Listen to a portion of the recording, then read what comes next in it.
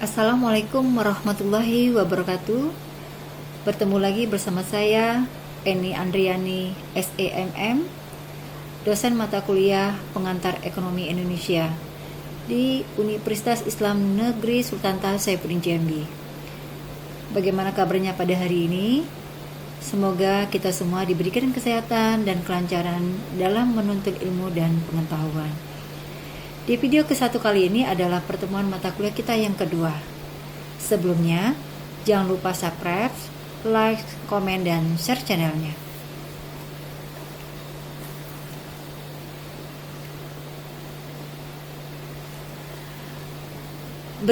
Berbicara masalah ekonomi tidak lepas dengan masalah bagaimana manusia dapat memenuhi kebutuhan hidupnya. Misalnya tersebut dihadapi semua manusia, semua masyarakat, dan semua negara. Nah, dari beberapa literatur yang ada, banyak para ahli ekonomi yang telah membuat definisi daripada ekonomi. Para ahli tersebut mengemukakan definisi tentang ekonomi yang kelihatannya berbeda, meskipun sebenarnya sama.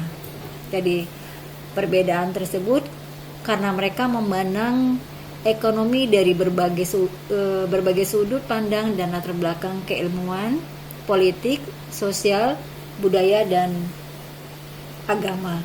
Nah, ada beberapa ahli menyatakan hal tersebut. Menurut Profesor P.A. Samuelson, ekonomi adalah studi mengenai bagaimana orang memilih untuk menggunakan sumber daya produktif yang langka atau terbatas untuk memproduksikan berbagai komoditi dan mendistribusikan kepada mereka untuk konsumsi mereka. Menurut Alfred Marshall, ekonomi merupakan sebuah studi mengenai kehidupan bisnisnya. Sedangkan menurut Sukarsi dan Sarwin, ekonomi adalah studi tentang bagaimana orang atau masyarakat pada akhirnya memilih untuk menggunakan sumber daya produktif yang langka, yang bisa mempunyai beberapa alternatif penggunaan, baik menggunakan uang atau tidak, untuk memproduksi berbagai jenis komoditif dan mendistribusikannya untuk konsumsi baik sekarang maupun yang akan datang di antara berbagai orang atau kelompok masyarakat. Nah, dari beberapa pengertian di atas dapat diambil poin pentingnya, yaitu bagaimana manusia memenuhi kebutuhannya dari mulai proses produksi, distribusi, sampai konsumsi. Nah, sehingga kesimpulan dari ekonomi itu adalah bagaimana individu atau kelompok dalam memenuhi kebutuhannya. Kita masuk ke apa itu ilmu ekonomi. Ilmu ekonomi merupakan bagian dari ilmu sosial yang mempelajari bagaimana individu atau kelompok memenuhi kebutuhannya. Ilmu ekonomi terus mengalami perkembangan dari masa ke masa, karena pada dasarnya manusia itu melakukan kegiatan ekonomi sejak manusia ada. Seiring dengan perkembangan ilmu ekonomi, bahwa ilmu pengetahuan dan teknologi terus dilakukan kajian-kajian mendalam mengenai ilmu ekonomi. Nah, kajian-kajian yang dilakukan ini menghasilkan konsep-konsep baru atau hanya meninjau konsep-konsep lama yang telah ada. Masalah-masalah pokok ekonomi. Manusia adalah makhluk yang dinamis, yang terus berkembang menghasilkan inovasi-inovasi baru. Namun seiring dengan berkembangnya itu, kebetulan juga semakin meningkatnya, begitu juga dalam perekonomian. Nah, inti dari permasalahan ekonomi adalah kebutuhan manusia yang tidak terbatas dan terus berkembang, sedangkan barang atau jasa untuk memenuhi kebutuhan tersebut terbatas. Karena keterbatasan itulah maka untuk memperoleh Untuk memperolehnya itu diperlukan pengorbanan atau pertukaran baik secara langsung atau dengan perantaraan uang. Maka dari itu, karena keterbatasan itulah dan didorong oleh kebutuhan manusia yang tidak terbatas dan terus berkembang, maka diperlukan pengaturan untuk menyeimbangkannya. Nah, dalam upaya untuk menyeimbangkan hal tersebut, ini dilakukan langkah-langkah yang dalam prakteknya melibatkan semua pihak.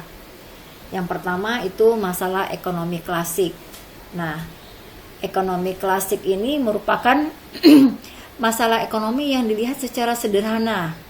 Nah, masalah itu meliputi yang pertama adalah produksi. Produksi ini adalah merupakan bagaimana memproduksi kebutuhan barang atau jasa yang dibutuhkan oleh semua orang. Misalkan di suatu daerah semua masyarakatnya menggunakan sepeda. Nah, sebagai alat transportasi utamanya adalah sepeda. Maka, produksi terhadap sepeda akan dilakukan sebanyak mungkin. Produksi yang dilakukan dalam rangka untuk memenuhi kebutuhan daripada calon konsumen. Dan yang kedua adalah distribusi. Setelah benda tersebut diproduksi, maka masalah selanjutnya adalah bagaimana benda tersebut sampai kepada konsumen. Apakah langsung dibeli ke pabrik, lewat distributor, atau lewat penjual eceran.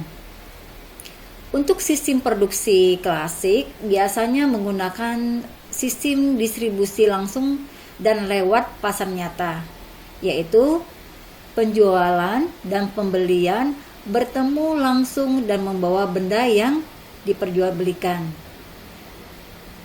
Dan yang selanjutnya adalah konsumen.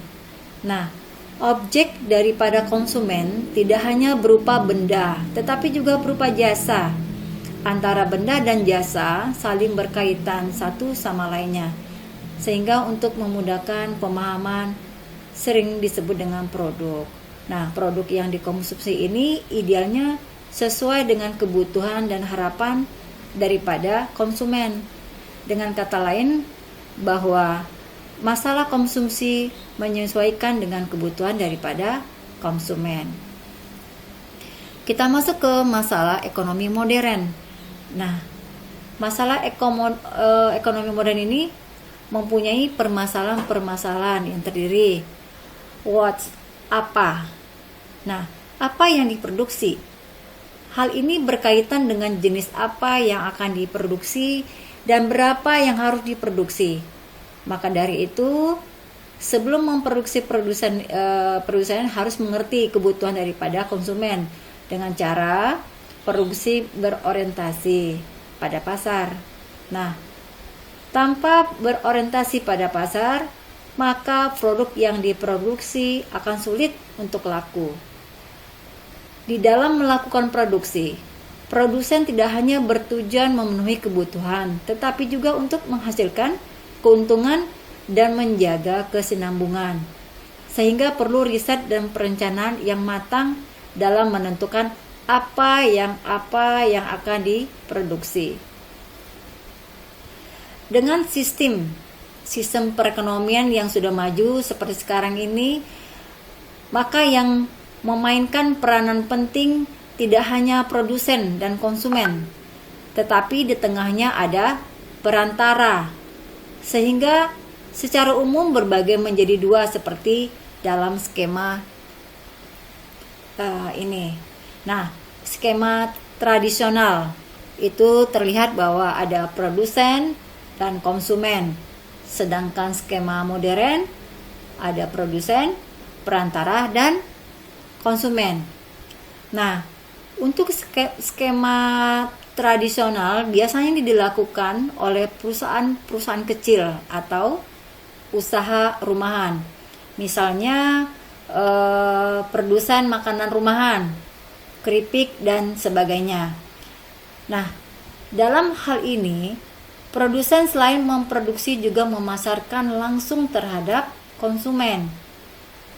Sedangkan untuk skema modern, ini dilakukan oleh perusahaan yang sudah memanfaatkan jasa pihak ketiga untuk memasarkannya.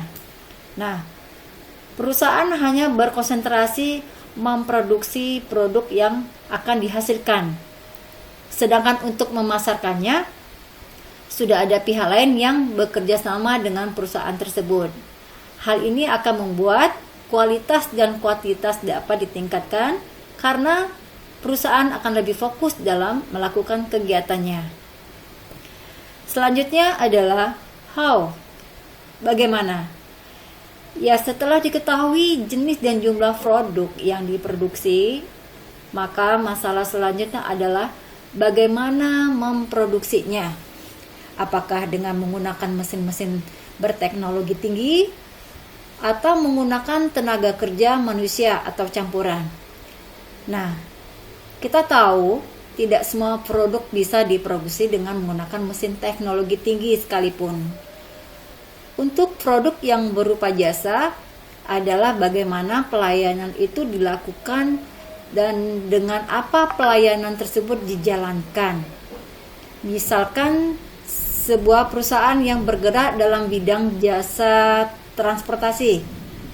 Nah, maka masalah yang ada adalah bagaimana konsumen sampai ke tujuan, apakah dengan sepeda motor, mobil, atau pesawat terbang. Lalu bagaimana pelayanannya, apakah ramah, biasa-biasa saja, atau istimewa. Nah, untuk perusahaan yang bergerak di bidang jasa void ini, itu menjadi perhatian khusus karena terkait dengan output yang akan dihasilkan. Kita masuk siapa? How? Siapa pelaku produksi?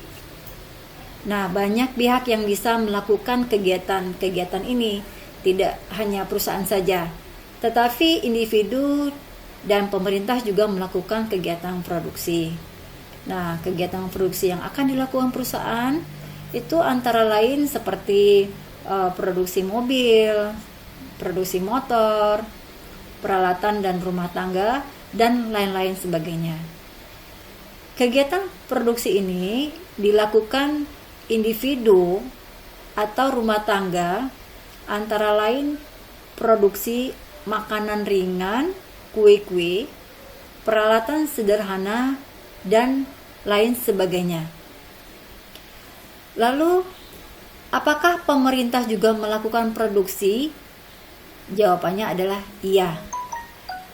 Pemerintah melakukan kegiatan produksi secara langsung maupun tidak langsung.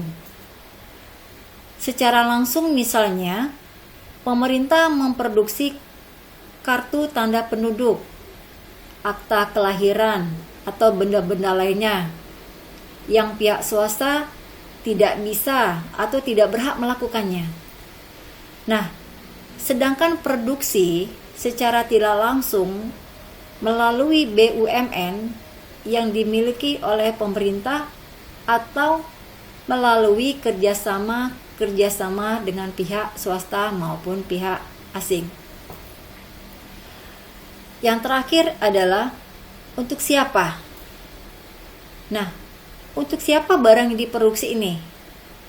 Ya, merupakan tujuan akhir daripada proses produksi ini.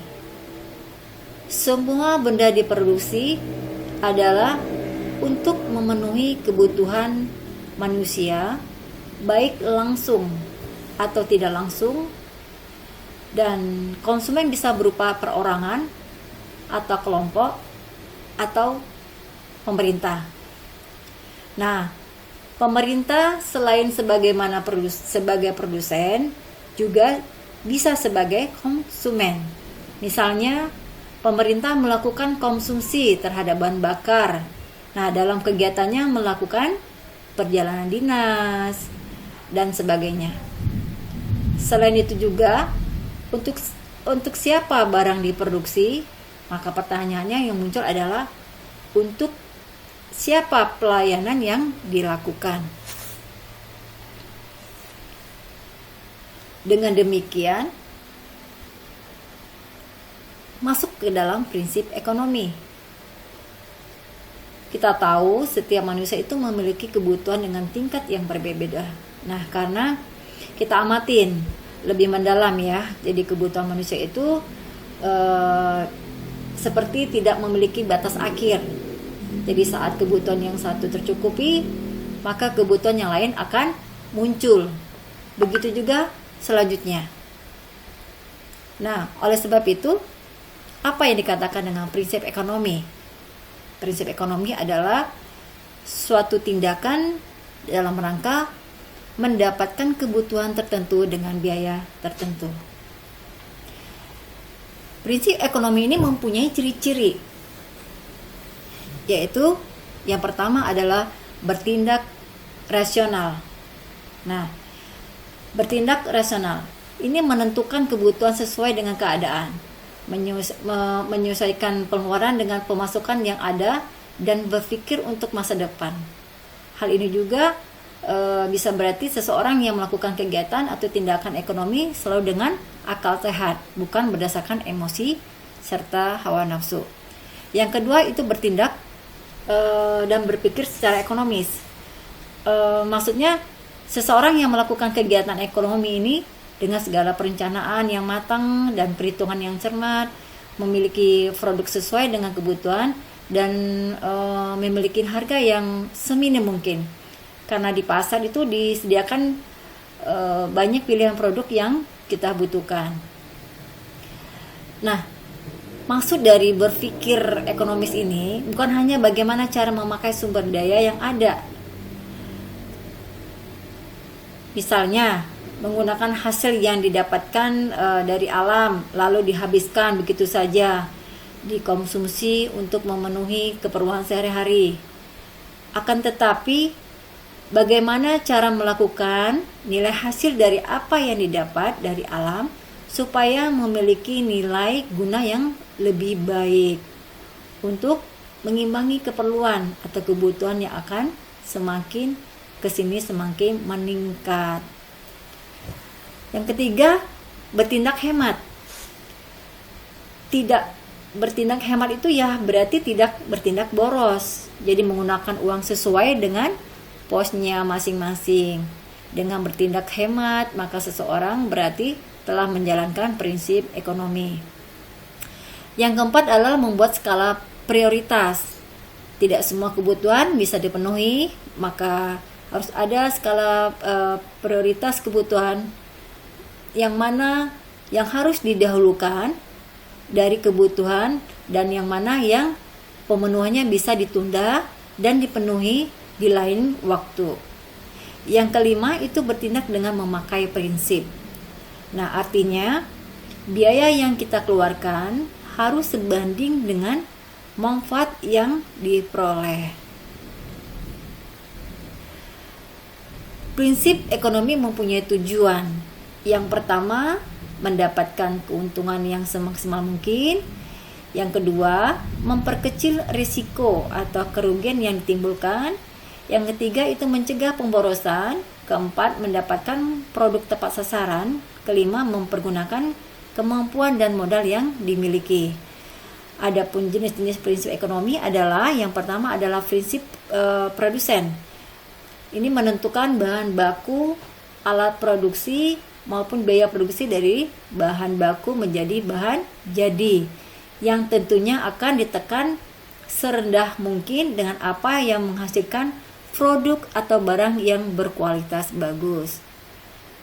Selanjutnya, prinsip penjual atau pedagang.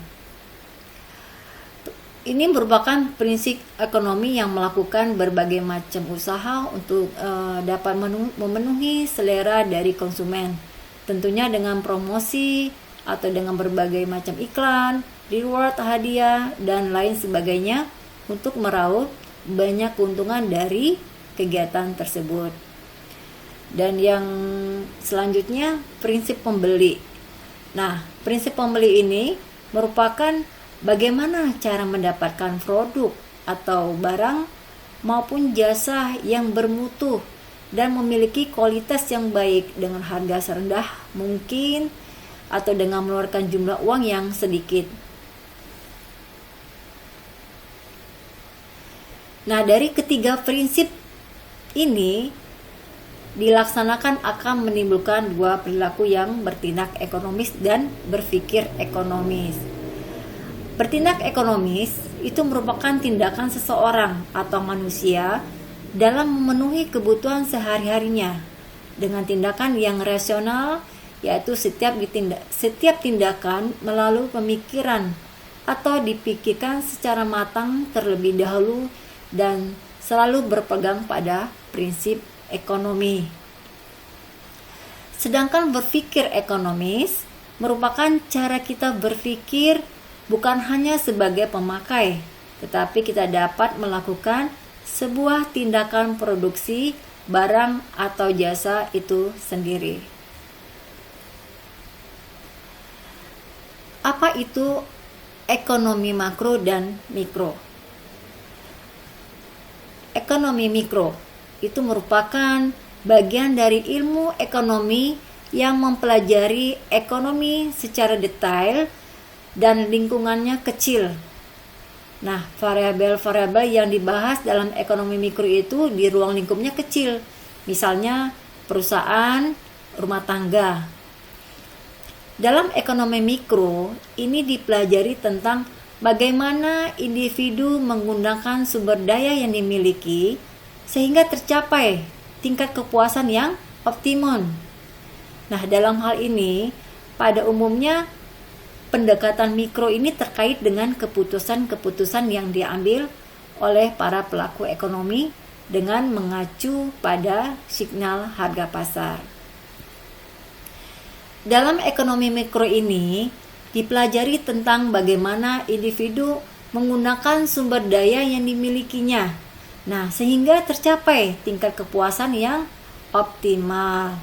Secara teori, setiap individu yang melakukan kombinasi konsumsi atau produksi yang optimal bersama dengan individu-individu lainnya, maka akan tercipta keseimbangan dalam skala makro dengan asumsi ceteris paribus.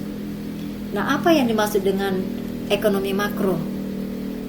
Ekonomi makro ini merupakan bagian dari ilmu ekonomi yang mempelajari ekonomi secara keseluruhan atau global.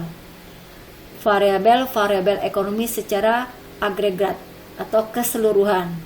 Nah, variabel-variabel tersebut itu berupa pendapatan nasional, kesempatan kerja, dan atau pengangguran, jumlah uang beredar, laju inflasi, pertumbuhan ekonomi, maupun neraca pembayaran internasional. Teori ekonomi makro ini menerapkan aspek-aspek seperti peningkatan tingkat perekonomian negara yang berkaitan dengan sampai di mana suatu perekonomian akan menghasilkan barang dan jasa. Sebagai gambaran, dalam teori ekonomi makro ini dibahas tentang langkah utama pemerintah dalam mengatasi masalah pengangguran dan inflasi yang dibedakan menjadi dua bentuk kebijakan, yaitu kebijakan fiskal dan kebijakan moneter.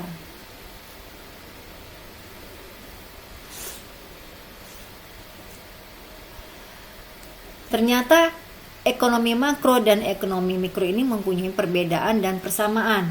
Nah, kita masuk ke dalam perbedaan. Yang pertama,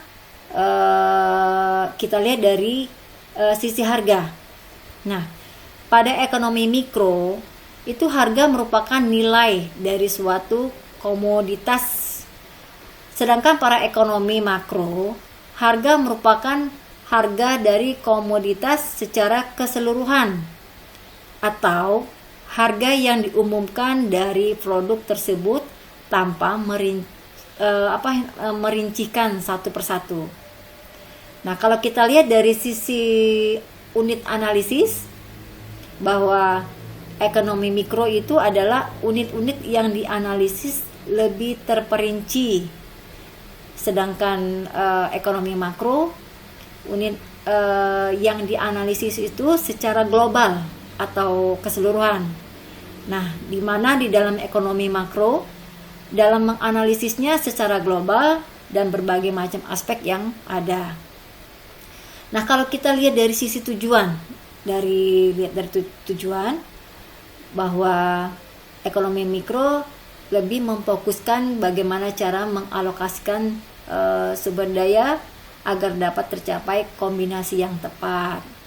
Sedangkan pada ekonomi makro itu tentang pengaruh kegiatan ekonomi secara keseluruhan terhadap berbagai macam aspek. Kita masuk ke persamaan. Nah, yang pertama, sama-sama bagian dari ilmu ekonomi. Apa itu? Nah, ekonomi mikro dan ekonomi makro itu merupakan bagian daripada ilmu ekonomi. Yang keduanya itu saling mendukung satu sama lainnya. Dan yang kedua, sama-sama membahas tentang penggunaan sumber daya.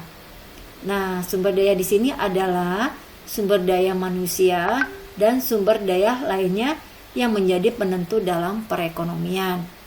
Dan yang terakhir itu sama-sama ilmu sosial. Jadi keduanya merupakan bagian dari ilmu sosial yang membahas mengenai kehidupan sehari-hari, baik dalam skala rumah tangga maupun skala yang lebih besar. Nah, demikian dulu untuk perkuliahan kita pada pagi ini. Sampai ketemu lagi untuk minggu depan. Dengan demikian saya akhiri dengan wabillahi taufiq wal hidayah. Wassalamualaikum warahmatullahi wabarakatuh.